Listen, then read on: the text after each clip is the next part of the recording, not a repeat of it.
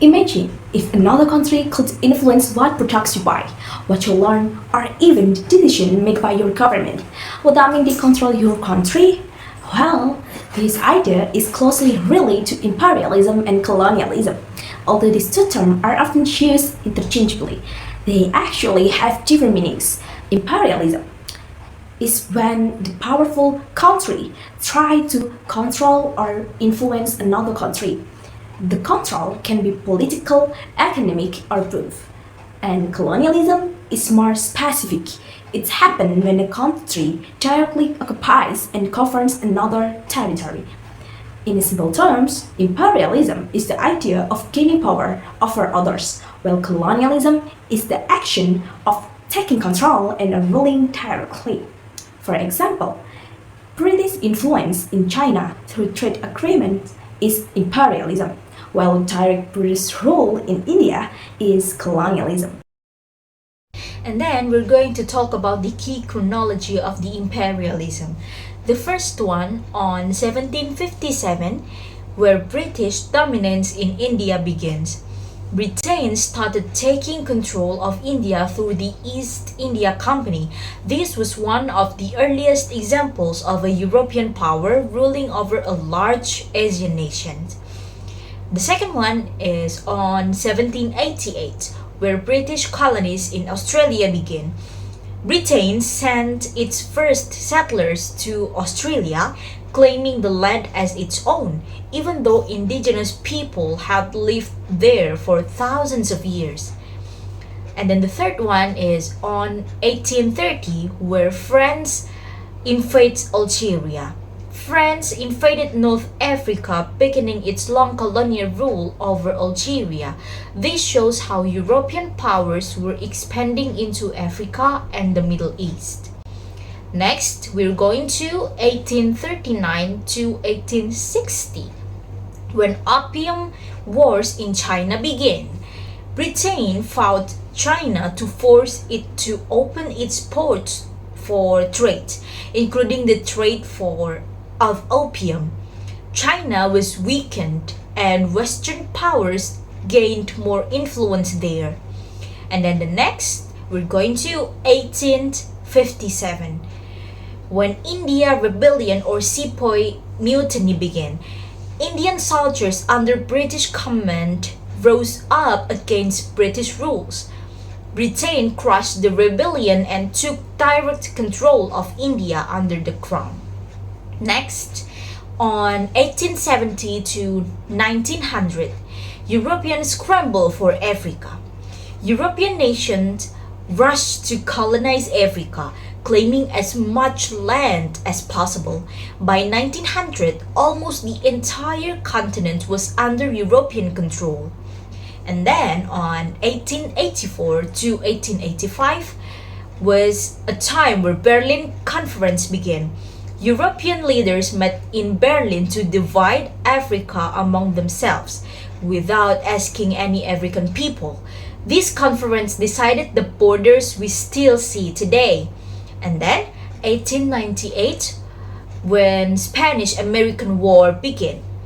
The United States defeated Spain and took control of the Philippines, Cuba, and Puerto Rico. This marked America's rise as a new imperial power. And then the next one, we go to 1899, when Boer War in South Africa began. Britain fought Dutch settlers or Boers for control of South Africa, especially its rich gold and diamond resources. Next, on 1900, when Pan-African Conference begins, people of African descent from around the world came together to discuss freedom, rights, and resistance against colonial rule. It was an early step toward independence movement. And the last one is on 1914, when World War I begins. Years of imperial competition and rivalry between European powers finally exploded into a world war. Colonialism was one of the key causes behind this global conflict. And as we can see from this timeline, imperialism wasn't just about war. It was about power, resources, and control. And its effect? We still feel them today. Okay, let's start with the difference between the age of discovery and imperialism. First, where they focus, the age of discovery was from the 15th to the 18th, and people mostly explore the Americas and wild trading posts along the coast. But later, during imperialism, they went much deeper into Africa and Asia. And then, who got the benefit?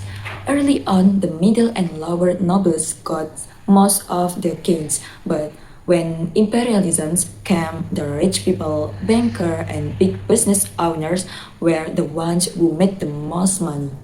Their goals also changed a lot. At the first, they want farmland and to spread their religion.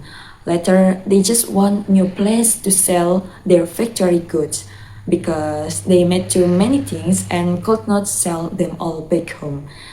And the way they did things changed too.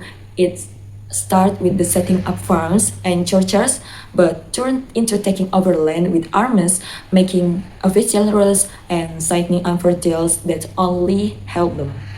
So, why did imperialism happen? In the first, economic motive. After the Industrial Revolution, European countries needed new markets, raw materials, and places to invest their money. And second, political motive. Colonies become symbol of national power and helped countries control important trade routes. And the third is the ideological motive. Many Europeans believed they had a duty to spread the culture and civilization. Ideas like the white man's burden is often used to justify imperialism. And finally, reactive imperialism. Some countries expanded their influence because they saw instability in nearby regions as a threat to their security and interests. This motivation eventually led to a new phase of global expansion known as the New Imperialism, which will be discussed in the next sections. Next, we're going to talk about the figures during imperialism and colonialism. First is King Leopold II from Belgium. King Leopold II personally owned the Congo in Africa, not as a colony of Belgium but as his own private land. He forced the Congolese people to harvest rubber, and those who didn't meet his quota were punished brutally. Millions of people were killed and mutilated. It is considered one of the worst atrocities in colonial histories. Second is Rudyard Kipling from England. Kipling was a famous poet and writer who wrote a poem called The White Man's Burden. In that poem, he argued that it was the duty of Western nations to colonize and civilize other parts of the world. This kind of thinking was used to justify imperialism, making it sound noble, when in reality it was just racism and exploitation. Third is Otto von Bismarck from Germany. Bismarck was Germany's powerful chancellor. At first, he didn't want Germany to get involved in colonialism, but he later organized the Berlin Conference of 1884 to 1885, where European leaders sat together and divided Africa among themselves purely for their own political and economic interests, with no African voices in the room.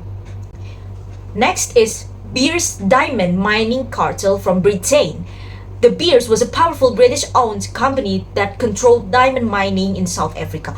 Their big dream was to connect Cape Town to Cairo, building a railway across the entire African continent under British control. This shows how imperialism wasn't just about politics. It was also driven by big business and greed. The last one is Mahatma Gandhi from India. Gandhi is one of the most iconic figures who stood against imperialism. He led India's independence movement with no weapons but with two powerful ideas instead: ahimsa or non-violence, and civil disobedience or peacefully refusing to follow unjust law. His approach inspired independence movements all around the world. And then, these five figures shows us two sides of imperialism: those who used power to control and exploit others, and those who had the courage to stand up and say, enough.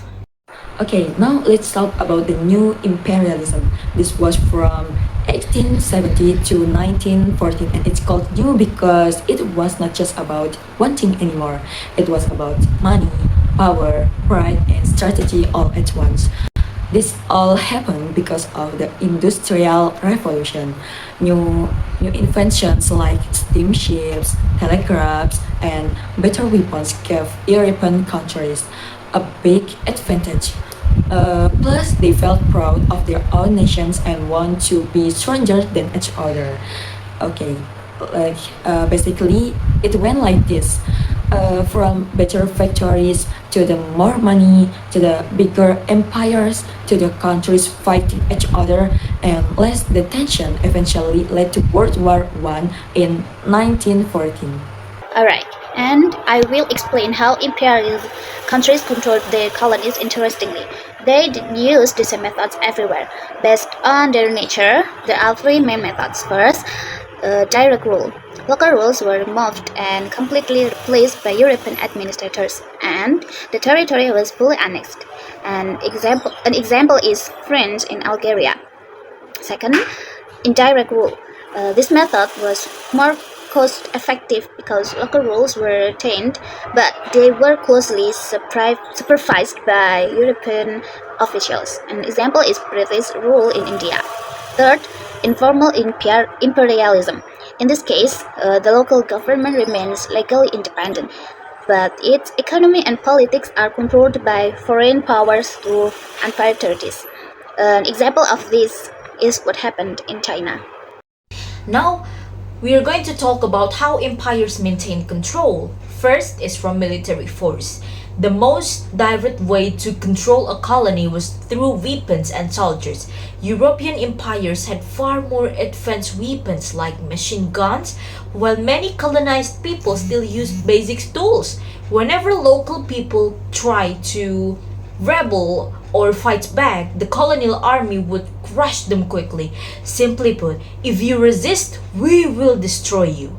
And second, local collaboration. Empires were smart.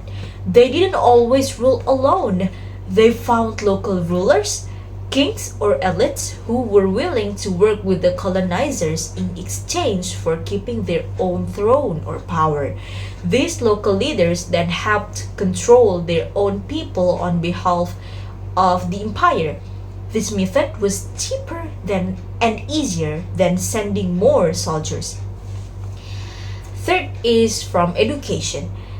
One of the most powerful tools to control was education. Colonial powers built schools, but they only taught European languages, values, and ways of thinking. The goal was to create a generation of local people who thought like Westerners and saw their own culture as inferior. This is sometimes called colonizing the mind. Fourth is missionaries.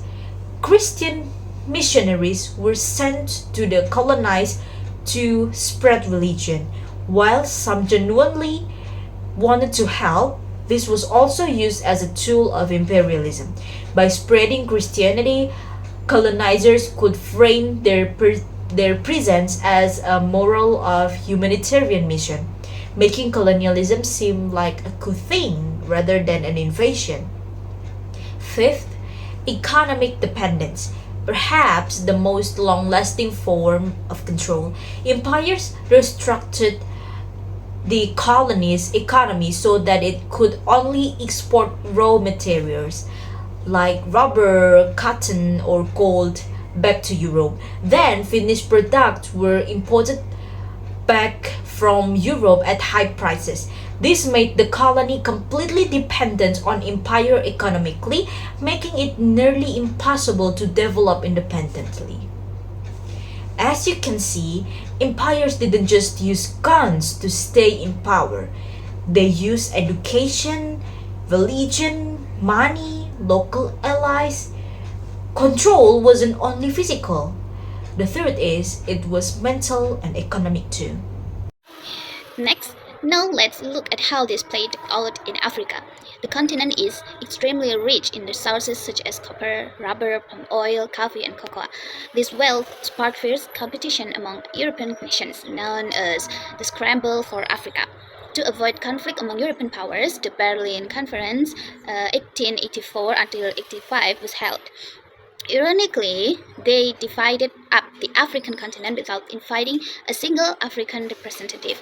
The principle of effective occupation applied here, meaning that a country could only claim a territory if it had actual physical or military control over it. One of the most brutal consequences occurred in the Congo, which King Leopold II of Belgium had claimed as his personal possession. Although he had promised to protect the local population, he instead imposed to protect the local population.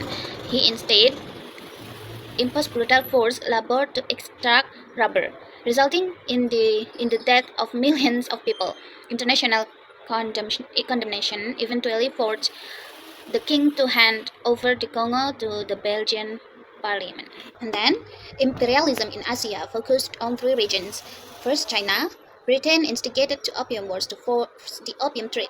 China was defeated, forced to open its ports to foreign trade, and had to cede Hong Kong. Second, India, initially ruled by the East India Company (EIC), which exploited the people through taxes and destroyed the local textile industry. In 1857, the Sepoy Mutiny by Indian soldiers broke out, triggered by rumors that bird casings were coated with beef and pork fat, a deeply offensive act to Hindu and Muslim soldiers. After the rebellion was suppressed, the AEC was dissolved and India came under direct rule by the British crown. And then, third, Indochina, Vietnam, Cambodia, Laos. This region was colonized by France under the leadership of Napoleon III, which later sparked a major independence movement in the 20th century. Let's talk about India. People called it the jewel of the British crown for a reason. India was one of the most important colonies for Britain. It was big market for British product, provide a lot of raw materials, and had a strategic location in Asia. Because of that, India played a huge role in the British Empire. What things changed after the Spy Rebellion in 1857. After the rebellion, the British government took direct control of India. They improved the military, worked together with local leaders who can support them, and built roads and railways too. However, these projects were mainly used to make it easier to move troops and transport more goods too. Also, for many Indian people, British rule brought serious problems. Like India's share of the global economy fell significantly from around 20% in 1700 to only about 4% by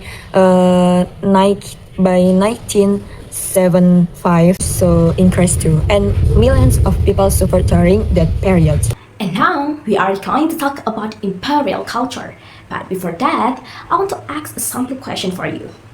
Have you ever watched Korean drama, listened to K-pop, or bought a product because you saw it in Korean media?